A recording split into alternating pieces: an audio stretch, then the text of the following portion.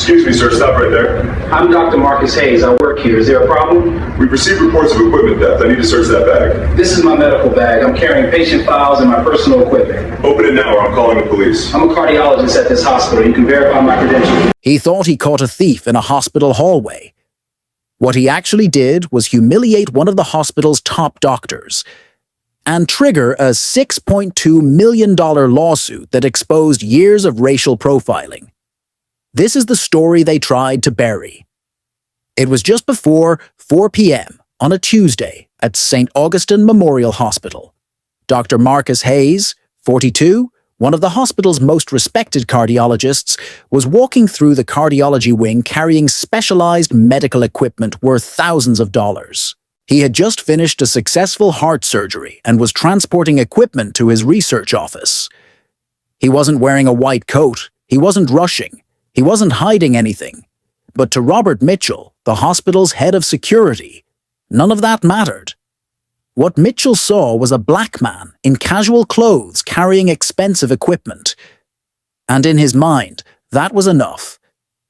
"Stop right there," Mitchell ordered, demanding identification. Dr. Hayes calmly showed his hospital ID. It clearly listed him as Chief of Interventional Cardiology. Mitchell barely looked. "What's in the bag?" he demanded. "Medical equipment," Hayes replied. "I need to search it." Dr. Hayes refused. He knew his rights. And more importantly, he knew this wasn't about security. This wasn't a mistake. This was profiling. As nurses, doctors, patients, and visitors stopped to watch, the confrontation escalated. Mitchell accused Hayes of hiding stolen property and threatened to call police. Phones came out. The humiliation was public. Even when another cardiologist stepped in and confirmed Hayes' identity, Mitchell doubled down. Minutes later, police arrived. Hayes was labeled a possible theft suspect. Still, he stood his ground. "I've committed no crime," he said.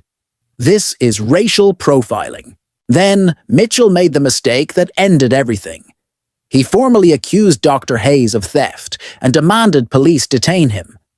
That's when the hospital's chief of medicine arrived. She took one look at the scene, the crowd, the cameras, the officers, and immediately understood what was happening.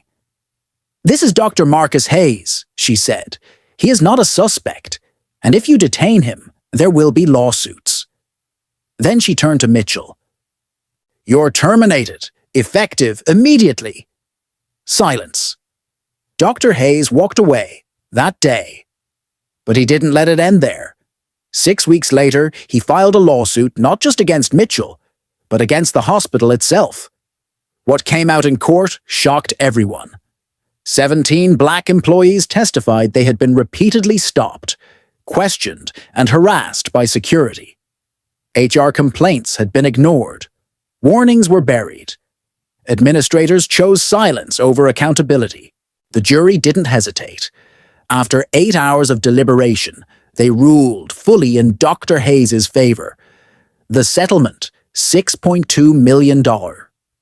The hospital was forced to overhaul its security policies, admit systemic discrimination, and implement federal-level oversight measures. Dr. Hayes eventually left the hospital, but not the fight. Today, he speaks nationwide about discrimination in professional spaces. And his message is simple. Credentials don't protect you from bias. Achievement doesn't arouse prejudice, and sometimes refusing to comply is the only way to force change.